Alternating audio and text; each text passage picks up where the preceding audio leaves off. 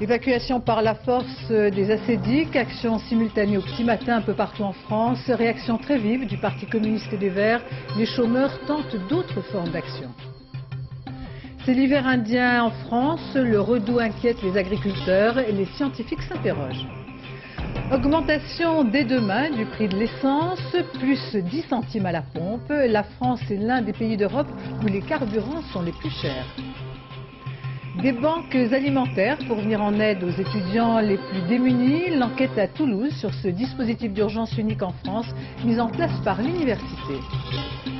Alors qu'en France s'achève aujourd'hui le monopole des pompes funèbres, l'exemple américain, découverte d'un marché particulièrement imaginatif avec le repos éternel dans l'espace. Spectacle enfin, avec dans quelques jours Véronique Sanson sur la scène du Palais des Sports, avant une tournée en France. Véronique Sanson est notre invitée. Madame, Monsieur, bonsoir. Dans le calme ou par la force, évacuation cette nuit des antennes assédiques occupées par les chômeurs. Lionel Jospin a fait ce qu'il a dit et à l'heure qu'il est, il n'y a plus d'occupation par les sans-emploi de ces locaux. Le mouvement pour autant ne s'essouffle pas, il prend d'autres formes, nous y reviendrons dans un instant.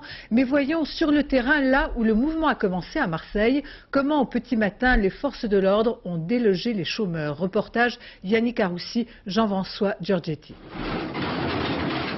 Il est 6 heures, la police lance l'assaut dans les antennes assédiques occupées.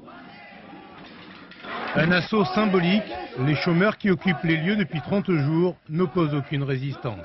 On va vous demander d'évacuer gentiment les lieux. Déchargé, je suis le commissaire central de Marseille et je vais vous demander de vous retirer des lieux comme partout ailleurs. On remercie M. Jospin. D'un côté, le milliard, de l'autre côté, la matraque. L'intervention de la police surprend, déconcerte et choque les occupants. On n'arrêtera pas. Si pour eux les pauvres ils n'ont pas le droit de se révolter, ben nous on le dit on se révolte. Et on se révoltera tant qu'on sera pauvre. Voilà. De son côté, le préfet des Bouches-du-Rhône tente de recoller les morceaux avec l'annonce de la mise en œuvre d'un fonds d'urgence sociale. Dès lundi, nous allons mettre en place, avec des sommes importantes, de l'ordre de 100 millions entre la part du milliard de l'État pour les Bouches-du-Rhône et l'argent du département des CAF. Nous allons avoir un fonds de l'ordre de 100 millions et nous allons traiter immédiatement les dossiers. Mais ces propositions ne satisfont pas les sans-emploi qui demandent une prime pour tous et non au cas par cas. Alors le mouvement continue sous diverses formes. Plusieurs dizaines de chômeurs ont occupé la mairie d'Arles aujourd'hui. Mardi 13 janvier. À Marseille, l'heure est à la mobilisation pour la manifestation de mardi. On insiste encore plus sur la création d'emplois dans les Bouches-du-Rhône, là où on n'a plus rien malheureusement, quoi. D'autres actions ne sont pas à exclure d'ici là, comme par exemple un retour vers les antennes assédiques lundi matin. À Arras, maintenant, l'évacuation a été mouvementée. Les locaux des assédiques, occupés jour et nuit depuis 27 jours, ont été investis tôt ce matin. Une personne a légèrement été blessée aux côtes. Quelques minutes avant l'intervention de la police, les chômeurs avaient rangé tout le matériel qu'ils avaient amassé sur place. La fin des occupations d'assédiques ne marque pas pour autant la fin du mouvement des chômeurs. Exemple à Lyon cet après-midi où une centaine d'entre eux ont occupé une ancienne ANPE appartenant au Crédit Lyonnais. Une action de protestation qui a amené les sans-emploi et quelques dizaines de sympathisants à manifester dans les rues de la ville. Et puis, comme nous allons le voir sur les images suivantes, autre scénario à Bordeaux où plus d'1 millier de personnes, chômeurs, salariés et retraités, ont manifesté à l'appel de plusieurs syndicats et associations pour dire clairement que la lutte continue. Dès cet après-midi, lors d'une conférence de presse, les associations de chômeurs ont condamné très violemment ces évacuations jugées inacceptables et appellent les salariés à se joindre à leur mouvement. Côté politique, quelques dissonances, sinon quelques fausses notes au sein de la majorité plurielle. Les réactions avec Olivier Caroff. Juge la démarche violente, stupide et incohérente. Tenir une conférence de presse sous l'œil des CRS, l'occasion était trop belle pour les responsables des associations de chômeurs. C'est au pied d'un immeuble occupé jusqu'à ce matin qu'ils ont fait connaître leurs nouvelles ambitions. Ces évacuations sont d'une certaine manière une nouvelle violence. Nous allons les dépasser en amplifiant notre lutte parce que nous sommes toujours aussi déterminés. Appel à la grève des salariés, demande de soutien auprès des autres syndicats. Le but est aussi de profiter d'un début de polémique à gauche, notamment chez les alliés du PS. Dans la gauche plurielle, selon qu'on est ministre ou député, l'avis est parfois très différent sur la décision de faire évacuer les assédiques. Ce que je peux dire, c'est qu'aujourd'hui, disons, il faut à la fois que les assédiques retrouvent toutes leurs possibilités de remplir leur rôle, auprès y compris de ceux qui veulent se faire inscrire, qui attendent. Je crois que tout cela est tout à fait normal. On utilise la force alors qu'il suffisait de poursuivre le dialogue, poursuivre la concertation. Je pense qu'il eût été mieux et plus conforme à ce qu'est une politique de gauche de poursuivre ce qui avait été engagé plutôt que d'envoyer les CRS. C'est quelque chose de lamentable puisque les réponses du gouvernement laissaient un espoir sur la forme. On avait reçu les associations de chômeurs, décevaient sur le fond. Visiblement, la concertation devait se poursuivre. Envoyer les forces de l'ordre pour évacuer les assédiques n'est en aucun cas une réponse. Aucun commentaire à Matignon, où Lionel Jospin recevait aujourd'hui Laurent Fabius, le président de l'Assemblée nationale. Une assemblée où la majorité parlementaire semble avoir de plus en plus de mal à éviter la cacophonie. Dans un sondage publié demain dans le journal du dimanche, les Français donnent leur opinion sur le mouvement des chômeurs. 22% pensent que les mesures annoncées vont permettre de résoudre rapidement le conflit et 77% pensent le contraire. Par ailleurs, la création du fonds d'urgence sociale est considérée comme un effort financier important par 59% des personnes interrogées, peu important 37%. Enfin, plus généralement, 50% des Français font confiance au gouvernement pour lutter contre l'exclusion et 47% ne le pensent pas. Le président de la République de Corrèze, où il était venu présenter ses vœux, a réaffirmé que les Français ne croient pas que réduire le temps de travail réduira le chômage. Jacques Chirac a élargi d'ailleurs le champ de son discours en enchaînant sur l'augmentation des impôts. Reportage Véronique Saint-Olive. Ah, comment vas-tu? En Corrèze, Jacques Chirac est chez lui, le protocole est réduit au minimum. Bernadette, élue locale, est là, on se tutoie, on s'embrasse, on se rappelle de vieilles histoires. De quoi j'aurais l'air d'être mécanique? Ici, loin du Premier ministre qui l'avait accompagné tout au long d'une semaine de vœux, le président de la République a réuni dans une sorte de best-of toutes ces mises en garde à l'égard de la politique menée par Lionel Jospin. Et dans le contexte du conflit des chômeurs, le président de la République s'est posé en défenseur du dialogue social. Le moyen aussi pour lui de manifester son opposition au projet gouvernemental sur les 35 heures. Qui ne voit le danger dans ce domaine de méthodes qui imposeraient des solutions uniformes sans tenir compte des différences dans un monde de plus en plus concurrentiel. Les Français le savent bien, qui dans leur immense majorité ne croient pas que réduire le temps de travail, qui est par ailleurs une évolution naturelle et légitime, réduira le chômage. Élu de la Corrèze, le premier secrétaire du Parti socialiste n'a pas pris de gants pour répondre. Venant de celui qui a soutenu une politique qui pendant 4 ans n'a pas marché en matière de lutte contre le chômage, par rapport à celui qui avait cru comprendre ce que voulaient les Français, je pense qu'il y a une erreur d'interprétation et que ce gouvernement a raison de tout tenter, de tout engager, et notamment dans le contexte d'aujourd'hui, pour lutter contre le chômage. Avec ses piques et ses mises en garde à l'égard de la politique du gouvernement de Lionel Jospin, Jacques Chirac montre ainsi sa volonté de s'impliquer directement dans tous les grands dossiers. À quelques semaines des élections régionales, le président de la République prend ainsi les Français à témoin et se positionne aussi tout naturellement comme le leader de l'opposition. Ces déclarations du président de la République s'inscrivent dans une semaine difficile pour le Premier ministre et Arlette Chabot, depuis son arrivée au pouvoir, c'est à l'évidence la première épreuve de Lionel Jospin.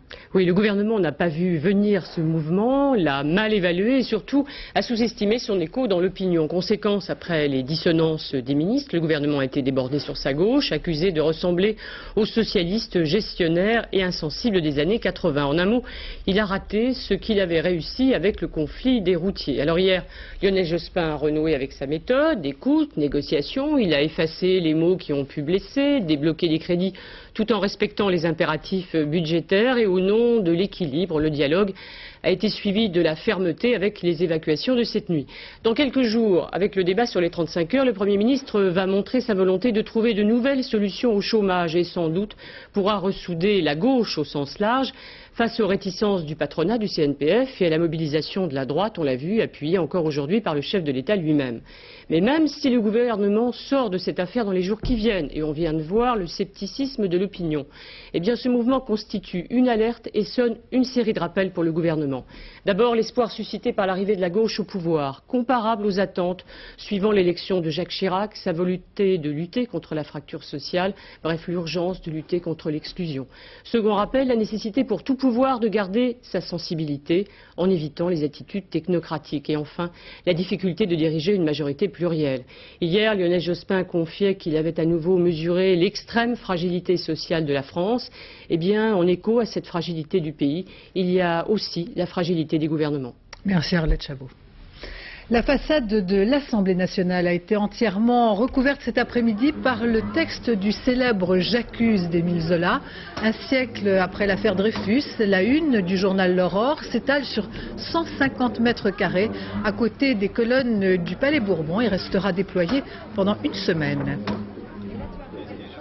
Enfin, toujours au chapitre politique, nous apprenons le décès de Marie-Madeleine Dienesch, ancienne secrétaire d'État aux affaires sociales dans les années 68-70, celle qui fut une pionnière de la Ve République, l'une des premières femmes en politique, est décédée hier à l'âge de 83 ans. Le sujet de conversation est sur toutes les lèvres. La France découvre l'hiver indien. Le thermomètre s'envole. Une anomalie climatique qui intrigue les scientifiques. Le redout inquiète les agriculteurs, particulièrement dans le sud-ouest. David Bazier, Philippe Dumail. On appelle ça l'hiver indien. 18,5 degrés il y a 3 jours à Bordeaux, 20 degrés à Biarritz la même journée. Le sud-ouest bat des records d'il y a 13 ans.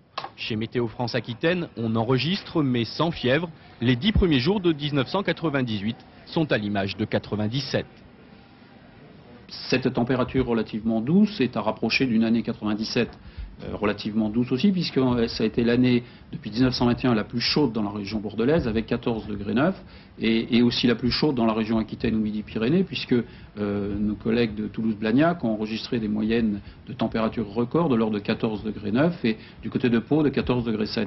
Une année printemps que l'on retrouve dans les arbres fruitiers. Dans cette exploitation, en cette saison, les vergers ont besoin de températures en dessous de 7 degrés. Mais dopés par la douceur, les bourgeons ont pris un mois d'avance.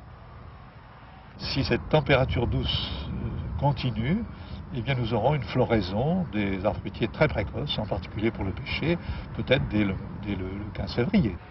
La nature accélère. Est-ce le réchauffement de la planète? Les scientifiques sont intrigués mais sans réponse. Seule certitude, le froid d'hiver va bel et bien revenir la semaine prochaine. Aux États-Unis, même phénomène climatique, notamment à Washington, qui découvre un printemps plus que précoce avec record de chaleur battu à New York jeudi et à Washington hier. Les fameux cerisiers du Japon sont déjà en fleurs. À partir de demain, l'essence coûtera plus cher, plus 10 centimes à la pompe pour tous les carburants. Une hausse qui était prévue et qui place la France dans le peloton de tête des pays européens. Jean-Paul Chapelle, Maryse Richard. 23 voitures en double file. Nous sommes à la station d'essence Leclerc de Levallois en région parisienne. Les automobilistes avertis prennent leur mal en patience. Objectif, faire le plein de carburant avant l'augmentation demain de 10 centimes. Faire le plein pour donner le moins possible à l'État. Ça vous va? Chez moi en Espagne, c'est beaucoup moins cher. Il y a la différence presque dans le compte. En France, le super sans-plomb devrait passer à 6,40 francs en moyenne, le gazole à 4,50 francs. Le relèvement de la taxe intérieure sur les produits pétroliers permet à l'État de récolter plus de 4 milliards de francs supplémentaires dans le budget 1998. Il y a d'autres solutions, je pense. Oui. Que de taxer toujours les gens notamment qui travaillent avec leur voiture, comme moi, comme c'est le cas. La France confirme en tout cas son titre de championne d'Europe des taxes pétrolières. Elle représente plus de 80% du prix à la pompe. Résultat, à 6,40 francs le litre, le super samplon français est le plus cher d'Europe après les Pays-Bas. Le carburant le moins cher se trouve au Luxembourg, 4,58 francs en moyenne. Côté gazole, à 4,50 francs le litre, la France reste au-dessus de la moyenne européenne, bien plus cher que le gazole grec, que l'on peut acheter à 3,44 francs. À Amiens, les chauffeurs de bus sont en grève depuis ce matin pour protester contre les agressions dont ont été victimes deux d'entre eux. Le trafic ne devrait pas reprendre normalement avant mardi. À Mantes-la-Jolie, démantèlement d'un réseau de raquettes qui obligeait quelques commerçants du Val-Fouré à payer en échange d'une hypothétique protection dans la pure tradition du système mafieux. Reportage Vincent Nguyen, Luc Bachofen. Au pied des tours du Val-Fouré, le bar du quartier arbore une vitrine neuve. C'est pour ne pas avoir à la changer de nouveau que le patron ne tient pas à nous parler. La police vient grâce à lui de démanteler un réseau d'extorsion de fonds auprès des commerçants de la cité. Il en était lui-même victime. Après le saccage de son établissement par une bagarre générale, des racketteurs se proposent de devenir ses protecteurs, moyennant un impôt de 40 000 francs. Mais 3 mois plus tard, la taxe atteint 100 000 francs. Exaspéré, le patron de bar alerte la police. Planques et filatures sont alors confiées à 2 brigades de la PJ de Versailles. Nous avons demandé à la victime de continuer à répondre aux sollicitations de ces racketteurs. Et à partir de là, nous avons répondu nous également à toutes les sollicitations, puisque nous sommes allés à tous les rendez-vous. Et lorsque au dernier rendez-vous, les racketteurs venaient récupérer l'argent, nous étions présents et nous avons pu les interpeller en flagrant délit de remise d'argent de la victime à ces racketteurs. La scène s'est déroulée en centre-ville. 4 personnes âgées de 21 à 29 ans sont arrêtées. 2 frères de nationalité turque semblent être les meneurs. Chez l'aîné, non loin du bar racketé, on retrouve ces 2 fusils à pompe qui servaient à intimider les victimes. Pour l'instant, seulement 3 commerçants ont déclaré à la police avoir fait l'objet d'un racket. Il pourrait y en avoir d'autres, mais peut-être craignent-ils les représailles de quelques complices encore en liberté. Le docteur Xavier Dor, une nouvelle fois interpellé avec 40 autres manifestants anti-avortement devant une clinique parisienne. Xavier Dor avait été condamné il y a quelques jours à une amende de 60 000 francs. Ce militant anti-IVG a déjà fait l'objet de 11 condamnations et on apprend à l'instant qu'il a été remis en liberté. Une enquête nationale sur les conditions de vie des étudiants révèle que 70% d'entre eux proviennent de familles favorisées. Reste que les autres connaissent des situations très disparates allant jusqu'à la précarité. Pour venir en aide à ces étudiants démunis, à Toulouse s'est créée une banque alimentaire, solution d'urgence mise en place par l'université. L'enquête de Nathalie Moisan et d'Emmanuel Beck. Alors, on n'a pas reçu de lait aujourd'hui. Par contre, on a reçu d'autres produits. Des conserves, du riz, des gâteaux pour une distribution gratuite. Et pourtant, nous ne sommes pas au Resto du Cœur ou dans les locaux d'une association caritative, mais à l'université Paul Sabatier de Toulouse. Les étudiants qui viennent là ont moins de 1 500 francs par mois pour vivre. Anne-Lise, elle, n'a rien depuis 2 mois. Elle vit de ses économies en attendant une bourse qui lui sera versée fin janvier. J'ai attendu quand même 2 mois avant d'aller voir l'assistante sociale et elle m'a dirigée vers ce service. Et ça vous arrange, ça vous soulage? Oui, beaucoup, parce que disons que je mangeais pas beaucoup durant ces 2 mois. Bon, c'est vrai qu'on évite de faire appel à une banque alimentaire tant qu'on le peut. Bon, j'ai utilisé toutes mes ressources, ce qui fait que, bon, n'ayant pas le choix, c'est vrai que maintenant ça aide, quoi. Une aide, une solution d'urgence ponctuelle pour cette étudiante en 3e année de biologie qui voudrait être professeure des écoles. Anne-Lise vit ici chez sa mère, seule, car celle-ci invalide est en maison de repos. Et ses frères sont placés en famille d'accueil ou en foyer. J'ai des frangins qui sont assez non-famille. Je veux dire, ils s'occupent de leur petite vie et celle des autres, ils se débrouillent tout seuls. Et seule, avec des aides réduites, vous arrivez à boucler votre budget? Pas du tout. C'est déjà un miracle que ça passe le mois, quoi. Comme Anne-Lise, une 50aine d'étudiants bénéficient de l'aide de la fac. Une semaine, ce sont des tickets de restaurants universitaires, l'autre des produits récupérés gratuitement auprès de la banque alimentaire officielle. C'était du lait concentré. Ouais. Et il nous a pas proposé de lait. Alors est-ce qu'on peut, revenir prendre du lait? Là, la fac fait son marché comme la Croix-Rouge ou les Sœurs franciscaines.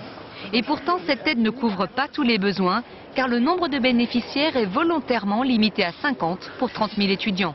Tout simplement pour une raison de moyens, de logistique, entre guillemets. On essaie de ne pas faire en sorte que ce chiffre explose, auquel cas on ne pourrait pas subvenir correctement. On donnerait 2 yaourts à chaque étudiant pour 2 semaines, ça rimerait à rien. Il y a de plus en plus d'étudiants dans les universités, c'est-à-dire que ces dernières années, l'université s'est démocratisée et que toutes les couches sociales viennent maintenant à l'université. Donc c'est vrai que ces couches sociales sont touchées par le chômage en particulier. De plus en plus d'étudiants modestes à l'université, mais aussi un système d'aide et de bourses inadapté. Le gouvernement, qui prépare en ce moment une réforme, présentera au printemps au Parlement un plan social étudiant. Et puis, cette information que nous transmet le secrétariat d'État à la Santé, un cas de méningite sur un vol d'Air France Pointe-à-Pitre Paris du 2 janvier amène la compagnie à recommander à tous les passagers, par simple mesure de prévention, à consulter un médecin ou à appeler un numéro d'urgence. Il s'agit du 01 43 37 31 50. L'exode des Kurdes se poursuit. En Italie, une cinquantaine de clandestins, dont 10 Kurdes irakiens, ont été interceptés. Comme les autres, ils ont tenté la traversée sur des embarcations de fortune. L'Italie, depuis quelques semaines, est confrontée à un afflux de clandestins kurdes. Les polices de différents pays européens se sont d'ailleurs réunies ces jours-ci. La France n'est pas épargnée. En 1997, près de 4000 Kurdes ont été interpellés, un chiffre en augmentation, même si la France n'est pas une terre de prédilection. Reportage à Paris sur cette communauté qui représente dans notre pays près de 100 000 personnes. Agnès Varamian, Dominique Bonnet. Djemileh a quitté son pays à 20 ans. Elle a déjà passé 7 années en France. Après un studio à Paris, elle occupe maintenant avec ses 2 enfants et son mari ce petit 2 pièces en banlieue. Du Kurdistan, de leur village, de paysans et d'éleveurs de moutons, il garde ces quelques photos. Alors même qu'il n'était pas militant politique, la répression turque, disent-ils, les a fait fuir. J'ai été souvent placé en garde à vue par des policiers. J'ai été 3 mois en détention, j'ai eu peur pour ma vie et j'ai décidé de partir à l'étranger avec mes enfants. C'est aussi pour des raisons politiques que le frère et un cousin de la famille disent être venus en France il y a quelques mois. Une arrivée clandestine qui, depuis la Turquie, a coûté à ces 2 garçons 30 000 francs. J'ai traversé l'Italie avec un Allemand qui, juste pour me faire passer la frontière française, m'a pris 2500 francs. Il a franchi le poste de douane seul en voiture. Il m'a laissé sur la route juste avant. J'ai traversé à pied par les collines et lui m'a récupéré ensuite, côté français. Aujourd'hui, 6 personnes s'entassent dans ce logement, car les Kurdes sont solidaires. Tout nouvel arrivant est pris en charge par une communauté regroupée ici, dans le 10e arrondissement de Paris. Les Kurdes ont investi des commerces, créé 50 associations, ils sont très politisés. Dans ce local, des sympathisants proches des partis séparatistes écoutent la chaîne kurde par satellite et réagissent à l'exode. Le seul désir de la Turquie, c'est que les gens partent. Ils veulent dépeupler le Kurdistan. Si la Turquie ne les forçait pas à partir, ces gens-là resteraient au pays. Comme la plupart des Kurdes de France, Djemileh et sa famille ont demandé l'asile politique. Un seul, son frère, qui travaille aussi dans cet atelier, l'a obtenu. Ma demande a été refusée car on m'a dit que les preuves de persécution concernaient mon frère et pas moi. Mais j'ai dit, comment ça ne me concerne pas? Toute ma famille a eu des problèmes avec la police. Djemileh ne veut pas retourner en Turquie. Régulièrement, elle verse de l'argent à des organisations politiques, jusqu'à 1000 francs par mois. La seule façon, dit-elle, d'aider son peuple. Nouveau massacre en Algérie. Plus de 40 personnes ont été assassinées lors de différentes attaques dans l'ouest du pays et au sud d'Alger ces 2 derniers jours. Une nouvelle fois, des femmes et des enfants atrocement mutilés se trouvent parmi les victimes.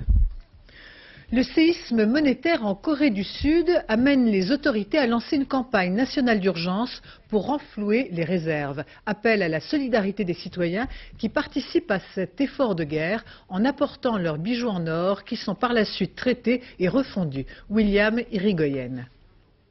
Jamais les fourgons coréens n'auront été autant sollicités. À l'intérieur de ces forteresses blindées, des sacs qui dissimulent des milliers d'objets en or.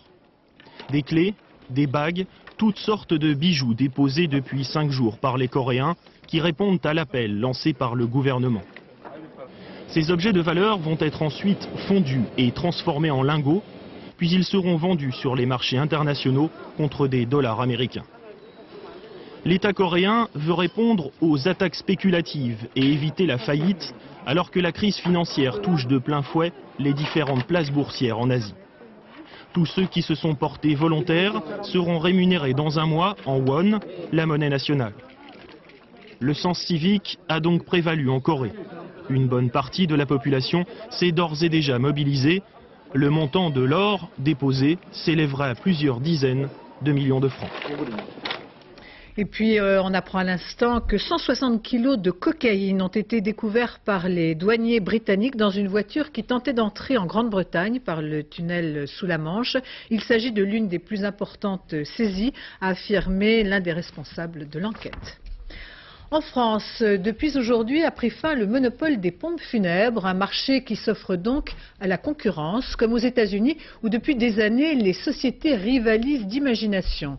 Découverte de ce repos éternel dans l'espace, un voyage intersidéral sur les catalogues des entreprises funéraires. Philippe Gassot. 2, 1, 0 and lift-off. Le tout récent lancement de Lunar Prospector, la sonde lunaire, est sans doute l'enterrement le plus coûteux du monde. Car en dehors des appareils de mesure, la sonde emporte dans ses flancs les cendres du pionnier des missions Apollo, Eugene Schumacher. Elles tourneront pendant 1 an avant de s'éparpiller sur le sol lunaire. Coût total de l'opération, 378 millions de francs. Cependant, pour les enterrements cosmiques, nous avons bien meilleur marché, mais pour aller aussi beaucoup moins loin. Grâce à Celestis, une société de pompes funèbres basée au Texas, on vous propose un voyage post-mortem en orbite terrestre. La première expérience a eu lieu en avril dernier et le marché semble porteur. Il y a environ 2 millions de crémations par an dans des pays comme les USA, le Japon, l'Allemagne, l'Angleterre, etc. Et si nous arrivons à prendre ne serait-ce qu'un tout petit pourcentage du marché de la crémation, nous aurons une activité florissante. Pour le premier lancement, 24 pionniers posthumes ont fait le voyage, dont Timothy Leary, le célèbre gourou du Peace and Love, apôtre des paradis artificiels, qui a voulu sans doute s'offrir un dernier pétard pour la route. Un deuxième départ est en préparation et pour 30 000 francs, vous aurez une vue imprenable sur la planète bleue. Les cendres de chaque passager sont serrées dans une capsule dûment identifiée et c'est les uns contre les autres que le tout est fixé sur la fusée. Ensuite, bonjour les étoiles. Une façon de faire un bout de chemin en direction du très haut, une évolution dans la profession des pompes funèbres qui n'intéresse pas que des illuminés. Ma mère était une personne qui voulait vraiment vivre l'an 2000. Et je crois que cette idée lui aurait plu. C'est vraiment un plus pour notre métier que de pouvoir offrir cela à nos familles, à nos clients. La profession y croit et verrait même une exploitation de l'espace à plus grande échelle à un moment où l'encombrement est un problème dans nos cimetières classiques. Retour sur la planète. À Grasse, les producteurs de truffes des Alpes-Maritimes organisent un marché de la truffe chez l'un des plus grands chefs de France. Journée de dégustation de ce champignon très recherché. Yasmina Farber, Diane Richard. Ambiance garden party dans le jardin de la Bastide Saint-Antoine. Sous les tentes, les visiteurs sont à la poursuite du diamant noir. Ils chassent la truffe la plus odorante, celle qui parfumera le mieux les mets les plus divers. La Provence fournit 30% de la production de la truffe noire, la fameuse Tuber melanosporum. Ce n'est pas que le sol qui est favorable à la truffe, c'est aussi le microclimat. Et c'est le microclimat, les alternances chaudes et humides de l'été qui font sortir ce champignon. On dit sortir, mais en fait il ne sort pas, c'est un champignon souterrain. Et pour flairer le champignon caché au pied des chênes blancs ou des chênes verts, la truffe des chiens fait des miracles. Les trufficulteurs les ont adoptés pour laisser les truies de côté. On se sent mal de promener avec un cochon aujourd'hui et c'est plus pratique de promener avec un chien et ça va beaucoup plus vite parce qu'on n'a pas trop le temps. Donc on va 1 heure le soir, 1 heure le matin et il faudrait déjà 1 heure pour prendre le cochon et le mener sur la place pour travailler. Car le temps, c'est de l'argent. La saison est moyenne pour la récolte des truffes. Le kilo vaut 2500 francs. Alors, il vaut mieux savoir cuisiner à l'économie. avec 30 grammes de truffes et 6 œufs. Donc vous faites le compte, ça revient pas tellement cher que ça. Et bien entendu, s'ils veulent mieux, alors ils s'adressent à côté de chez moi, là, c'est mon collègue chivois. Alors là, ils auront toute la gamme de tout ce qui peut se faire avec la truffe. Il faut être généreux, hein. La truffe, ça doit se manger, et puis les gens viennent pour manger la truffe aussi. C'est la fête de la truffe, c'est une promotion, c'est une défense de ce beau produit, c'est une chose mythique, donc on en donne. Dans les cuisines des grands restaurants, seul le chef a le droit de manipuler la truffe pour ne pas l'abîmer. Jacques Chivois a mis le champignon à toutes les sauces, même sucrées. Le diamant noir se marie très bien au caramel de ce pain perdu aux pommes. Nous recevons maintenant Véronique Sanson. Bonsoir, vous êtes à quelques jours de votre spectacle au Palais des Sports, on y reviendra. Mais tout de suite, l'ambiance des derniers moments, la fébrilité des répétitions. Louis Carzou.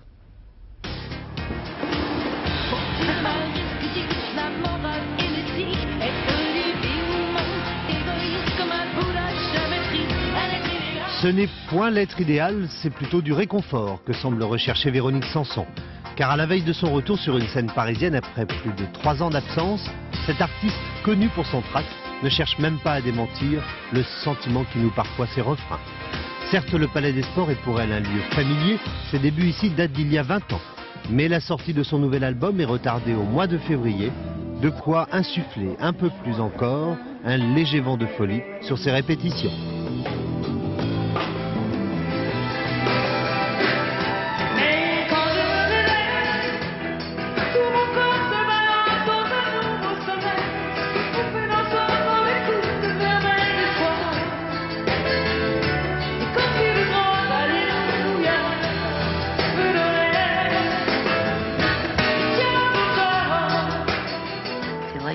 Folie et qu'il y a une pression énorme sur tout le monde, hein, un petit peu, mais c'est pas que négatif.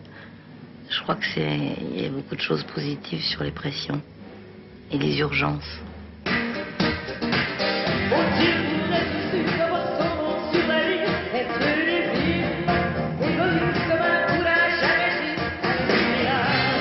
C'est donc sur scène que le public s'apprête à découvrir le nouvel album de Véronique Sanson, un pari un peu fou, mais justement le titre encore provisoire de ce nouveau disque, c'est Fou en verlan.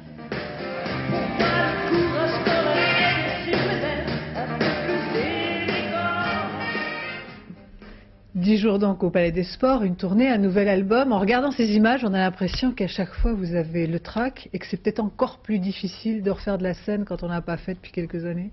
Bien sûr, je crois que c'est de plus en plus difficile parce qu'on est très conscient, on est de plus en plus conscient de ce qui peut se passer et on est de plus en plus bourré de doutes sur ce qu'on peut être soi-même et que rien n'est jamais acquis et comme c'est un métier, je ne veux pas dire un métier, mais un état de grâce très aléatoire et très... Rien n'est acquis, quoi, rien... tombe dans la bouche, tout cru dans le bec. Malgré la foi et l'expérience que vous avez. Ce qui m'étonne, c'est que j'ai l'impression que vous enregistrez un album uniquement pour avoir la chance de refaire de la scène. C'est vrai. C'est vrai. Non, mais c'est bien de faire des chansons aussi, mais j'aime pas qu'on me pressurise pour faire des chansons. Moi, je fais des chansons, il faut que j'ai le temps d'observer les gens, vous par exemple, ou tous les gens qui nous entourent, et d'avoir le recul nécessaire pour pouvoir mettre en mots ce que je ressens et ce que j'observe de moi-même aussi, mes peines, mes joies, et pour pouvoir les partager avec les autres. La scène, c'est un peu votre univers, je dirais même votre respiration. C'est toute ma vie. Si je peux plus y aller, c'est un drame, c'est que je serais morte. Alors Barbara, la chanteuse Barbara, je crois assister à votre première Olympia. Depuis, s'était créée une connivence, une complicité entre vous. Oui, très grande, même si on se voyait pas très souvent. Je sais qu'elle est venue au premier Olympia et qu'elle était là comme ça avec son écharpe et qu'elle m'a dit « T'inquiète pas ma grande ». Elle m'appelait ma grande et moi je l'appelais ma petite. Et qu'est-ce qu'elle vous aurait dit pour vous encourager aujourd'hui? Elle m'aurait dit de ne jamais douter. Parce qu'elle doutait tout le temps. Et elle m'aurait dit, elle m'aurait encouragée, et je suis sûre qu'elle est là et qu'elle sera là. Il y a quelques jours, le journal Le Monde publiait un portrait de Johnny Hallyday, une sorte de confession, un portrait assez désemparé, très dur, très solitaire de la star. Est-ce que votre vérité pourrait ressembler à la sienne? Mais je crois qu'on a tous des vérités qui sont les mêmes. Simplement, il y a des moments où on se sent de les dire et de les exorciser. Et je pense que peut-être que Johnny a eu un coup de blues, et a eu un moment de tristesse, ou un moment où il a voulu dire exactement ce qu'il était. Moi, je ne sais pas. Il y a de la détresse et ce désarroi chez vous, et peut-être chez tous les artistes? Mais je crois que chez tout le monde. C'est pas que les artistes, c'est les gens qui sont boulangers, qui sont crémiers, qui se baladent dans la rue, qui vont au bureau. Et tout le monde a des moments de détresse épouvantables. Simplement, les gens ne peuvent pas les exprimer comme ils veulent les exprimer. Alors je voudrais qu'on parle d'un tout autre sujet. Il y a quelques années à l'Olympia, vous aviez chanté une chanson qui s'appelait Allah, qui vous avait valu un certain nombre de menaces. Oui. Depuis, et peut-être même avant, vous êtes quelqu'un qui est impliqué, toujours proche de l'actualité et concerné par l'Algérie. Mais c'est pas l'Algérie, moi je suis concernée par l'intolérance et par le fanatisme. Et c'est ça qui m'importe, que ce soit en Afghanistan, que ce soit l'Inquisition par exemple. J'aime pas le fanatisme et j'aime pas qu'on empêche les gens de penser ce qu'ils ont envie de penser. Et puis surtout d'aller dans des maisons et de fracasser des bébés et de tuer des femmes et des hommes simplement sur dénonciation. Ça me fait beaucoup penser aux nazis, ça me fait penser à une espèce de répression et un obscurantisme affreux, et une désinformation qui est très importante. Alors un mot encore, les Restos du Cœur. Si on a le sentiment que vous avez besoin dans votre vie d'être utile, de tendre la main, de faire quelque chose et d'agir. Ça, c'est aussi votre vérité. Je crois que la seule chose qu'on puisse faire, nous, c'est-à-dire qui ne sommes pas des politiques, qui ne sommes pas des économistes, la seule chose qu'on puisse donner au monde, c'est notre art au service des gens qui sont démunis et de les soutenir. Et c'est la seule chose qu'on puisse faire, et c'est la moindre chose. Mais vous le faites très bien. Et merci en tout cas d'avoir répondu à nos questions. Et merci de m'avoir reçu. Après la fureur des Tamagotchi, ce petit animal virtuel vendu par millions dans le monde entier, voici qu'arrive sur le marché le partenaire des jeunes. Sous la même forme, mais pour adultes, un nouvel apprentissage de l'amour, pas plus grand qu'un porte-clés. Présentation à Tokyo au Salon du Jouet. Hervé Bozini. Ici, on ne badine pas avec l'amour électronique. Désormais, adolescentes et adolescents japonais pourront faire leur apprentissage du cœur grâce à cette petite chose. L'amour y est virtuel, programmable à souhait. On peut choisir le sexe du compagnon, garçon ou fille, lui offrir des cravates ou des diamants, pour finalement l'épouser et regarder la télé en couple. Le rêve, quoi. La notice nous donne plus ample information. Il n'est pas nécessaire d'en prendre soin lorsqu'il est en mode travail ou étude. Cela réduit votre dérangement. Autrement dit, l'amour, quand il est électronique, n'est pas une occupation à plein temps. Contrairement au Tamagotchi, ce petit animal tout aussi virtuel, qui exigeait une attention de chaque instant. Les clients souhaitaient, paraît-il, quelque chose de mieux, de moins astreignant. Les voilà servis. Je crois que cette idée de jeu est assez saine. Ça aide les adolescents à avoir l'expérience de l'amour et ils apprennent à se respecter. Le respect en 3 dimensions, Date Kyoko, jeune chanteuse virtuelle, l'enseignait déjà. Son clip fut un succès retentissant, avec pour titre « Amour, communication ». Il y a donc l'amour, la vie et la mort, où l'on se recueille devant sa stèle informatique. Le tout électronique est en place. Ça se vend par millions et pas seulement au Japon. Mais si cette formation était défaillante, les marchands de jouets nippons vous proposent aussi cela. Une autre manière, certainement, de voir l'apprentissage de la vie. Ainsi se termine ce journal. Je vous rappelle les principaux titres. Évacuation par les forces de l'ordre des assédiques, action simultanée au petit matin un peu partout en France, réaction très vive du Parti communiste et des Verts, les chômeurs tentent d'autres formes d'action. Augmentation dès demain du prix de l'essence, plus 10 centimes à la pompe. La France est l'un des pays d'Europe où les carburants sont les plus chers.